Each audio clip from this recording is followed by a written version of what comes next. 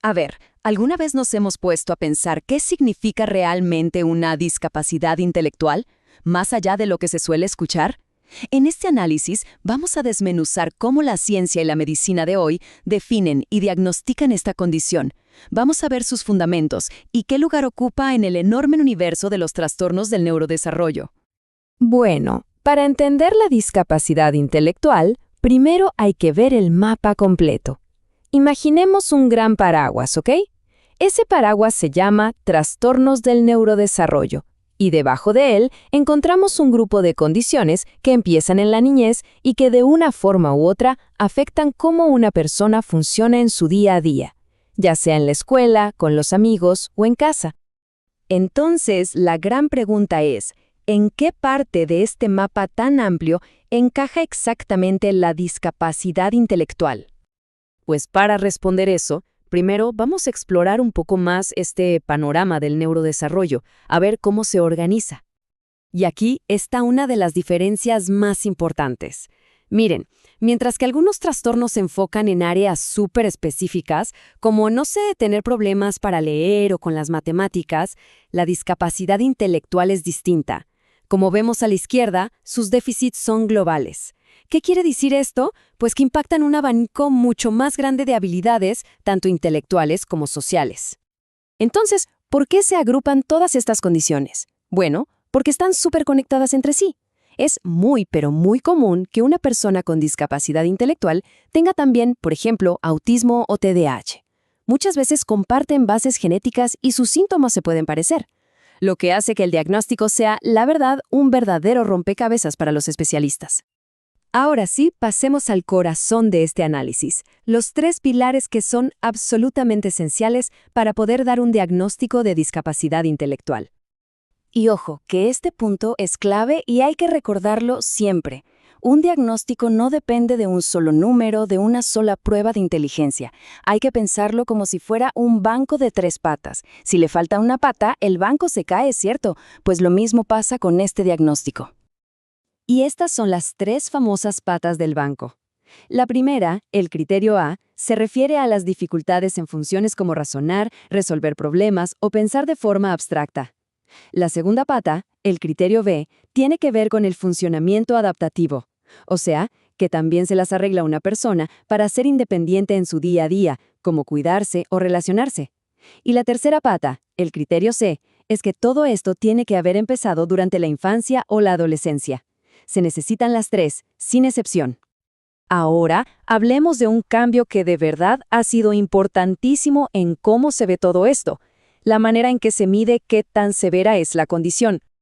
Por muchísimo tiempo, la etiqueta de leve, moderado o grave dependía casi únicamente del número que salía en una prueba de coeficiente intelectual. Pero hoy en día, el enfoque es radicalmente diferente. Y aquí está el gran giro. La severidad ya no la define un número, sino el funcionamiento adaptativo. ¿Y por qué? Pues porque la capacidad de una persona para manejarse en la vida real es lo que de verdad nos dice cuánto apoyo necesita. Es un enfoque mucho más práctico, mucho más centrado en la persona. Ojo, los niveles de severidad, leve, moderado, grave y profundo, todavía se usan. La diferencia es que ahora se basa en algo mucho más humano. ¿Cuánto apoyo necesita alguien para su vida diaria, en lo conceptual, en lo social y en lo práctico? Ya no es solo un puntaje, es sobre necesidades reales. Bien, y para entenderlo todavía mejor, es súper importante saber diferenciar la discapacidad intelectual de otras condiciones con las que a menudo se puede confundir. A ver, a veces no se puede hacer un diagnóstico completo de inmediato. Para esos casos existen 2 diagnósticos provisionales. Para los más chiquitos, los menores de 5 años, se usa el retraso global del desarrollo. Y para los mayores de 5, cuando alguna discapacidad física o sensorial no permite hacer una evaluación completa, se puede usar discapacidad intelectual no especificada. Son como herramientas temporales para asegurar que la persona reciba ayuda mientras se puede tener un diagnóstico más claro. Y un tema que no podemos dejar pasar es la relación con el autismo. La comorbilidad, o sea que ambas condiciones aparezcan juntas, es altísima. Por eso, hoy es obligatorio que, al diagnosticar trastorno del espectro autista, se especifique si hay o no una discapacidad intelectual, porque, créanme, eso cambia por completo el pronóstico y el tipo de apoyo que se va a necesitar.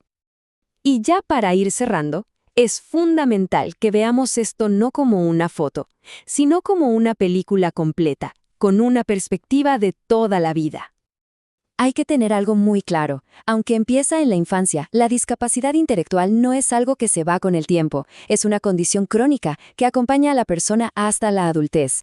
Eso sí, la forma en que se manifiesta y los apoyos que se necesitan pueden cambiar y evolucionar muchísimo.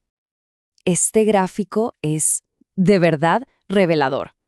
Si miramos las barras, la población con discapacidad intelectual tiene una probabilidad de 3 a 4 veces mayor de presentar otras condiciones de salud, ya sean mentales o físicas, si la comparamos con la población general. La diferencia es enorme.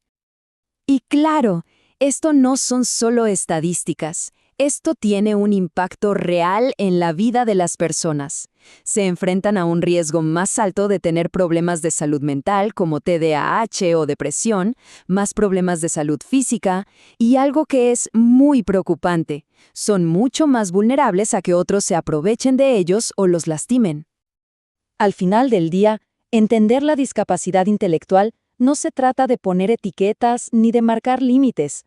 El verdadero objetivo, lo que realmente importa, es saber identificar y dar los apoyos necesarios para que cada persona pueda tener una participación plena en la vida. Y esto nos deja con una última reflexión. Si la clave del diagnóstico y de todo esto es la adaptación, entonces la pregunta es, ¿cómo podemos como sociedad adaptarnos nosotros para ofrecer el apoyo que de verdad hace falta?